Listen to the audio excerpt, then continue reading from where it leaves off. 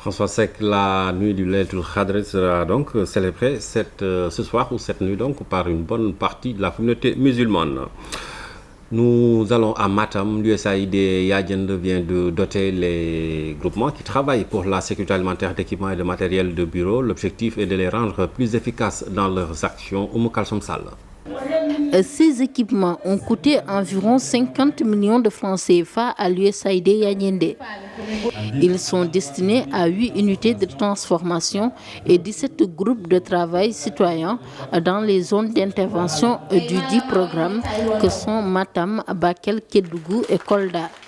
Il s'agit de mieux outiller ces acteurs locaux qui œuvrent pour la sécurité alimentaire et nutritionnelle.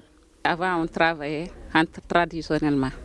Donc, il n'y avait pas l'hygiène et tout. Donc, maintenant, tu peux faire une semaine, produire une petite quantité. Mais maintenant, tu peux faire une grande quantité. Il y a l'hygiène, il y a l'assainissement. Et puis, ça suit aussi sur la sécurité alimentaire des enfants et des mères de famille. On a beau de travail depuis 2011, mais on a vu des problèmes d'archivage des données, des problèmes comme par exemple les ordinateurs qu'on a eu. Ça va nous permettre les bases de données pour la sécurité alimentaire. Bon, les sonorisations, ça va encore dans la mobilisation sociale. Donc les 16 aussi, ça va vers les activités, les réunions qu'on a.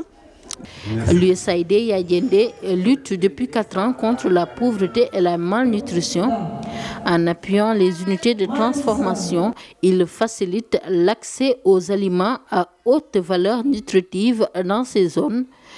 Les groupes de travail citoyens qui ont reçu du matériel de bureau et de sonorisation deviennent désormais plus autonomes.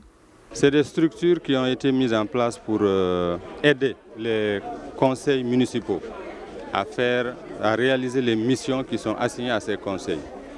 Mais ces GTC, pour faire leur travail, ils ont été très bien formés. À l'heure actuelle, ils ont beaucoup de capacités, mais ils n'ont pas de moyens de déplacement.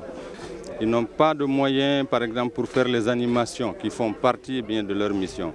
Ils n'ont pas de moyens pour stocker les informations, pour analyser les informations. Or, ceci fait partie de leur mission. Donc, par ce geste, nous les aidons à mieux exercer leur mission.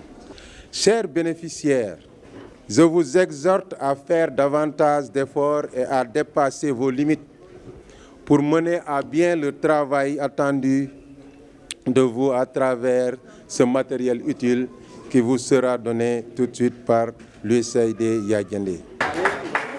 Les bénéficiaires ont participé à hauteur de 20% à cette subvention. Ils se sont engagés à faire bon usage de ces équipements qui seront d'un grand apport pour leur travail.